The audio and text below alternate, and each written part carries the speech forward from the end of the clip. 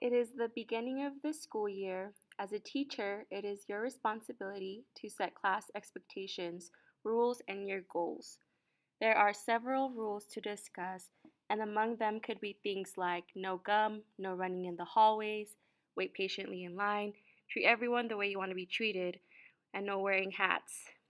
While you are explaining the class rules, one of your students raises his hands and asks why another classmate is wearing a hat if there is a rule that prohibits wearing hats in the building.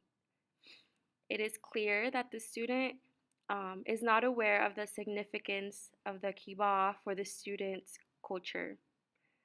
And that's okay, but as a teacher, it is your responsibility to explain why this is possible.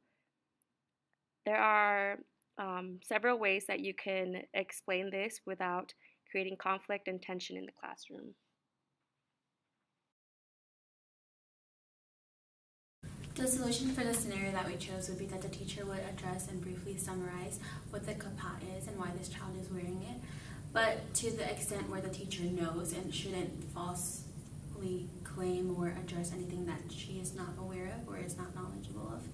And another extra course of action would be that the teacher would invite other people of different religions to come and share their religion, would briefly summarize to the students what their religion is and why they do wear different or do different things in their religion. And yeah. So as a group, we recognized 3 different scenarios that would be bad scenarios to follow during this situation. The first scenario would be just to brush it off. This would cause a lot of confusion with the students if you don't address it right then and there. And it would also leave the students to believe that it's okay for them to wear a hat because you did not address that the kippah was part of the students' culture. The second scenario that wouldn't be very good would to be getting mad at the loss of lesson time. And you shouldn't get mad at the situation because it's students wanting to learn and wanting to grow. So this is a good teaching opportunity to teach understanding and patience in different cultures. And then the last scenario would be trying to explain it without the information that you need. If you're not within a specific culture, sometimes it's hard to explain things, especially if you don't have the right facts. So that's why it's important to bring someone in who is part of that culture and has those facts to explain it to the students efficiently.